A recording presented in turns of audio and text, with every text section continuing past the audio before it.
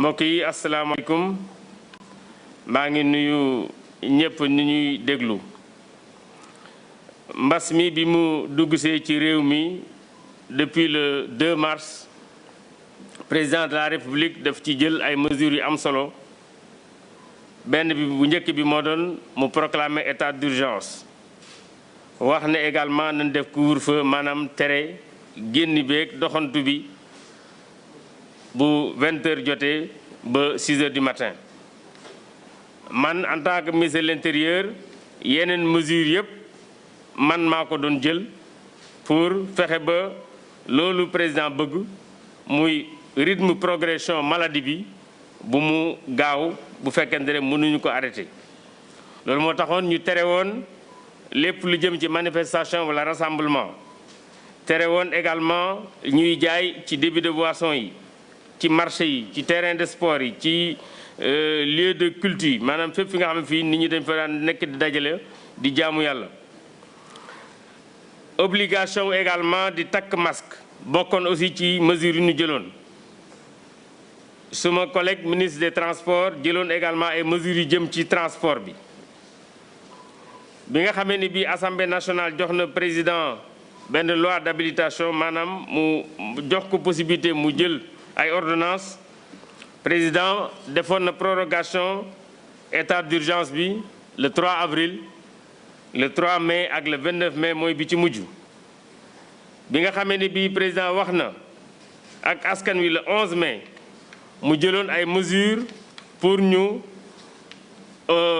oyofal restriction yi nga xam ne yi defoon nañ ko ci bu ci njëkkoon moo doon mu ne nañ jël couvre-feu bi décaler ko ci ñaari waxtu yéegal ko 21 heures wàcce ko 5 heures du matin ñu ubbiwaat marché yi pour juróom benn fan ci semaine bi mu ne woon aussi permettre na luuma yi ñu reprendre ko également bërëb yi nit ñi daan daje pour def seen di jaamu ñu ubbiwaat ko waaye respecter également mesures yi nga xam ne yi moom la war a ànd ak fonctionnement restaurant yi également mu ne woon nañ ci commencer déjà réfléchir waaye ñu respecter mesures barrières yi transport bi nga xam ne bii également mooy dem bi ak dikk bi ñu xalaat ci déjà pour travailleurs yi nga xam ne dañuy dem ci àll bi pour préparer nawet bi. décision yooyu nag président jëloon am na solo lool boobu ba léegi nag ñu ngi ciy xalaat di ci waxtaan ak acteurs yi moo tax bés ni ki tey danañ jël décision pour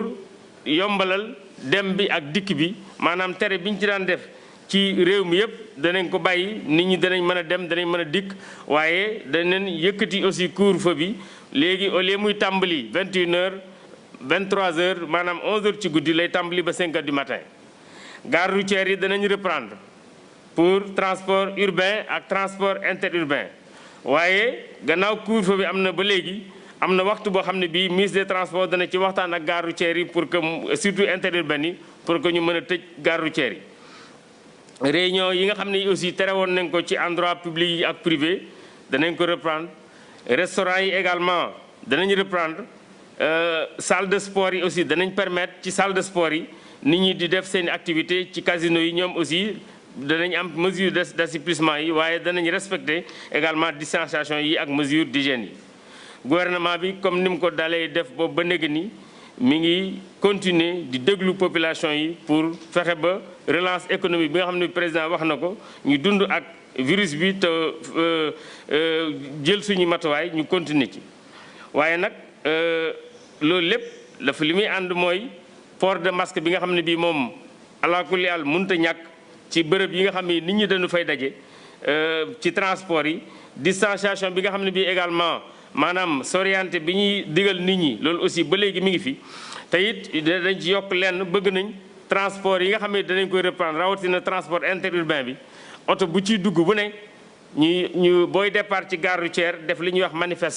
manifeste mooy këyit bi wane ñi dugg ci oto bi seeni contact ak fan la ñu dem loolu dina mën a permettre ba léegi bu fekkente ne dara xew na ñu mën a topp ñi nga xam ne ñooñu àndoon ci voyage boobule. gouvernement bi nag mi ngi regretter li nga xam ne lii xew na ci ñaari fan yu mujj yi muy manifestation yi nga xam ne yi ay ndaw ñu ngi koy manifester pour ñu lever couvre-feu bi loolu nag malheureusement tax na ñu jàpp ci ñu xaw a lim bu xaw a takku ci biir Sénégal donc loolu vraiment loo xam ne naqaru nañ ko parce que askan wi war nañu xam ne lépp li nga xam ne li jël nañ ko ci mesure pour seen kaaraange dong la maa ngi leen di sant maa ngi leen di gërëm jërë ngeen jëf. De l'Intérieur, vous avez parlé justement des manifestations et nous avons noté certaines manifestations à Touba, dans les villes comme Touba, Dakar et Tambacounda. Et semble-t-il que l'armée était venue pour renforcer la police. Qu'en est-il exactement? Mais merci beaucoup. Je dois tout d'abord préciser que, en fait, c'est un discours que j'ai entendu hier au niveau d'une partie de la presse. L'armée, à l'instar de toutes les forces de défense et de sécurité, fait partie du processus depuis le début. Je pense que ceux qui ont suivi ma première sortie, je pense que c'était 2 jours après le couvre-feu, j'étais avec les militaires au niveau de Buntu Pikine. Donc ils ont été toujours partie prenante donc, dans le dispositif des forces de défense et de sécurité. C'est vrai, ils ne contribuent pas au même nombre que la gendarmerie et la police, mais ils ont été toujours présents, donc ils font souvent des patrouilles. Donc il n'y a rien de neuf, c'est toujours quelque chose qui était là.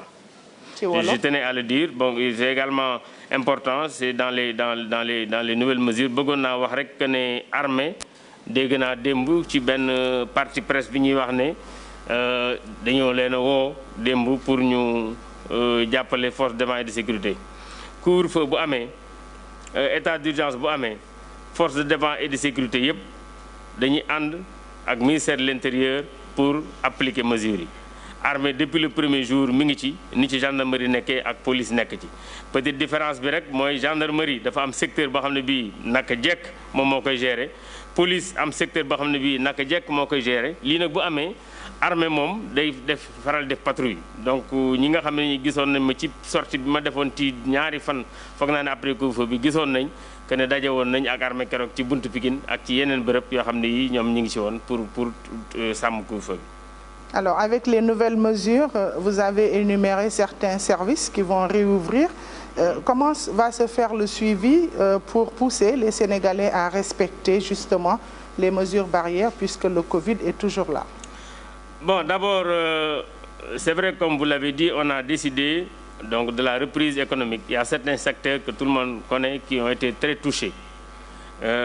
Déjà, nous avons le secteur de la restauration. Je dois dire que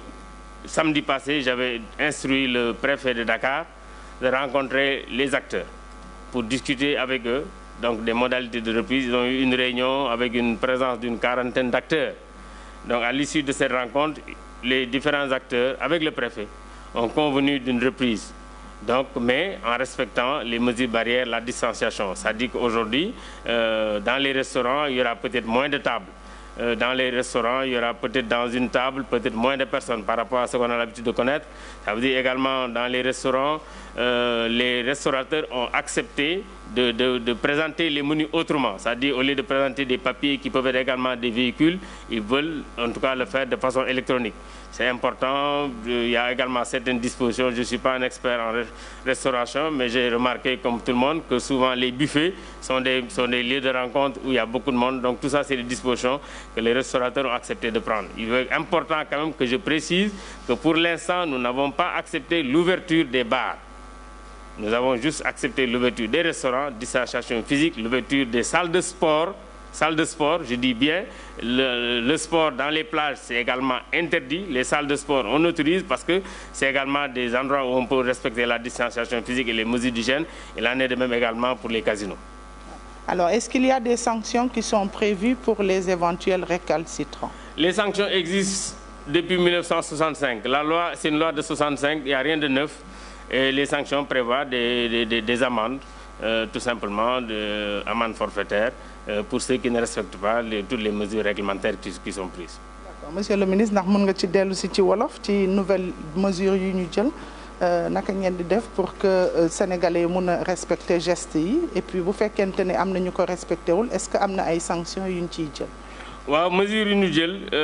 comme ni ma ko waxee léegi nii am na ci am solo gannaaw wàllu transport bi parce que transport bi moom wax nañ léegi danañ ko ubbi. comme neex dem ba 23h am na heure boo xam ne bii gare routière danañ ko tëj ministre des transports dana ci waxtaan ak acteurs yi mu des également yeneen activités yoo xam ne yii dañ ko tere woon muy conséquence au rassemblement yi ñu tere woon donc restaurant yi dañ leen permettre ñu ubbi waaye restaurant yi du mel na mu daan mel aussi waaye danañ permettre reprise progressive maanaam danañ permettre distanciation bi ñu daan wax que nit ñi mën a bañ a sësante ci biir ci taabal yi mën a bañ a sësante ci biir restaurant yi donc dana mën a indi peut-être nit ñu wàññeeku waaye li ci am solo mooy restaurant yi dana ubbi ci conditions yi nga xam ne yii restaurateurs yi d'accord nañ ci ak préfet de Dakar surtout parce que am na rencontre boo xam ne bi samedi bi passé man maa waxoon préfet mu def ko ak ñoom bu mu ko defee ak ñoom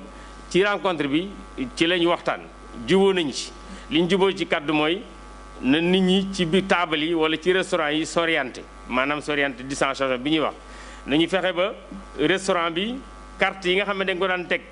boo ñëwee commandé boo paree bàyyi ko fi keneen ñëw commandé loolu aussi bëgg nañ ko dindi ñoom ñuy def commande électronique comme ça dina mën a permettre kenn du laal bagage yoo xam ne da nga ko fekk foofu ci benn table. wax nañ également ci biir restaurant yi am na yoo xam ne yi dafay bërëb yu souvent ci ñi tàmm dem restaurant nit ñi dañ fay daje muy buffet yi loolu aussi wax nañ xool nu ñu koy organiser comme ça nit ñi di éviter di daje ci bërëb yu mel noonu. waaye nag dama bëgg a préciser aussi que d'accord boobu ñoom ñu d'accord nañ aussi que ne baar yi bokkuñ ci donc baar yi aussi tey nit la yoo xam ni boobu moom day jafe nga organiser distanciation physique du mën a daje donc pour l'instant baar yi ak sport bi nga xam ne ñu ngi koy def ci plage yi moom bokkugul ci li nga xam ne lii bàyyi nañ ko te am nañ yaakaar ne ñëpp dañ ci sàmmonte pour que mesures yi yëpp bu ñu ko respecté parce que lépp liñ ci bëgg rek mooy virus bi bu muñ ko mënta taxawalit bu ñu ko bokk ci li koy dimbale mu accélérer ci biir dëkk bi. ci sanction yi. sanction moom du lu bees sanction yi moom depuis loi la boo xam ne bii mi ngi fi wala texte yoo xam ne ñu ngi fi depuis 1965 donc koo xam ne kii am na ay texte maanaam ay décret ay arrêté yu ñu teg te respecté wuloo ko am na daan bu la yoon teg kooku moom valable na pour tout le monde du benn lu bees loolu moo fi nekk ba léegi ni donc ku ko ci digg aussi charte yooyu dañ ko teg sa kaw amul kenn koo xam ne kii dañ ko ci épargner donc loolu aussi am na solo ñu jàpp ne kon ci texte yooyu tey bu fekkente ne arrêté bi ñuy def génn na mooy waruñu tukki entre 23h ba 5h du matin kenn ku ci nekk boo génnee sa kër war nga xalaat yor sa masque booy dugg ci transport war nga xalaat yor sa masque bu fekkee da ngay dem marché war nga xalaat yor sa masque donc kenn ku ci nekk booy dem ci lieu public wala privé di fa dajeek ay nit na sa xel dem ci sa masque ba ci sa biir oto boo ci nekk ak nit war nga yor sa biir masque boo ci nekkul ay daan mën na la ca fekk